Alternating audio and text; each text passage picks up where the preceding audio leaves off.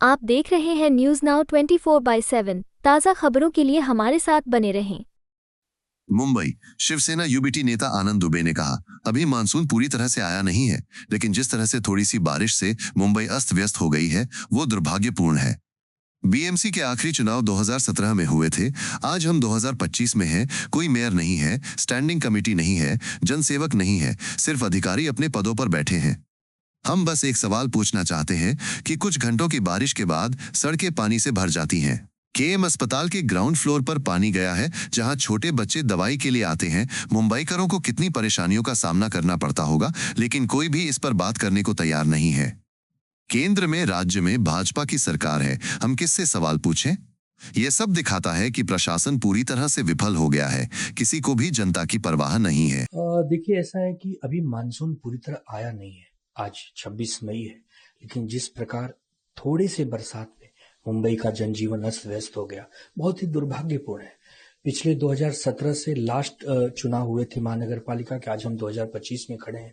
चुनाव नहीं है, महापौर नहीं है, स्टैंडिंग कमेटी नहीं है, कोई नगर सेवक नहीं है, कोई जन सेवक नहीं है, केवल और केवल अधिकारी अपने अपने पदों पर बैठे हैं, जो कि राज्य सरकार, केंद्र सरकार के अधीन है। हम एक ही सवाल पूछना चाहते हैं कि मुंबई में 1 घंटे की बरसात के बाद भी हमारी सड़कों को की हालत नालों के समान हो जाती है।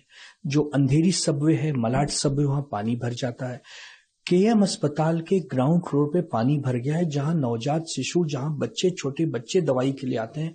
मतलब सोचिए कितने बड़े जान माल का नुकसान हो सकता है, कितनी बड़ी एक प्रकार से तकलीफ हो सकती है मुंबईकरों को, लेकिन इस पर बात करने के लिए कोई नहीं है।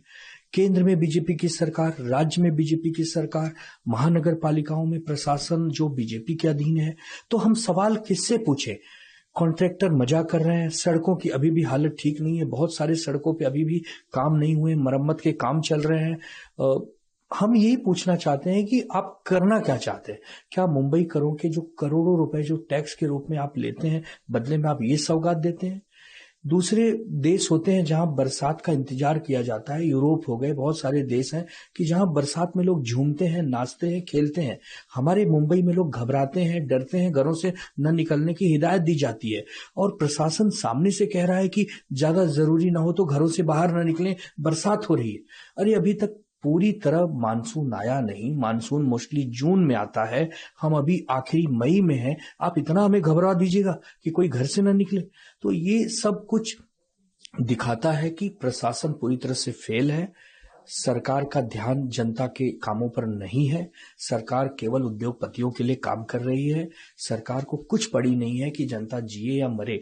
तो हम यही चाहेंगे कि चुनाव, अब सुप्रीम कोर्ट का हस्तक्षेप हुआ है, चुनाव जल्द होंगे। चुनाव के बाद ही मुंबई करों को राहत मिलेगी, जब एक स्थायी उनको गवर्नमेंट महानगर पालिकाओं में मिलेगी।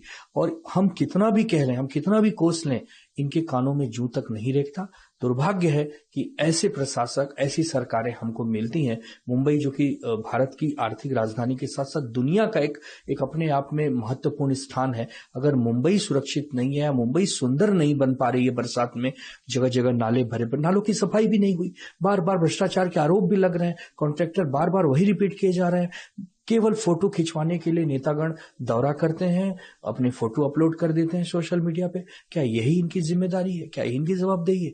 तो हम यही अपील करेंगे प्रशासन से कि अभी भी सड़कों पर आकर काम करिए। अभी भी अगर कहीं वाटर लॉगिंग हो रही है तो उससे बचाइए, चाहे हिंद माता हो, चाहे दादर के परिसर हो, माटुंगा के परिसर हो, जो निचले इलाके हैं जहां जल्दी पानी भरता है, वहां आप कुछ करें, अन्यथा लोगों का जीना दुश्वार हो जाएगा। आपको यह वीडियो पसंद आया हो तो इसे लाइक करें, हमारे चैनल को सब्सक्राइब करें।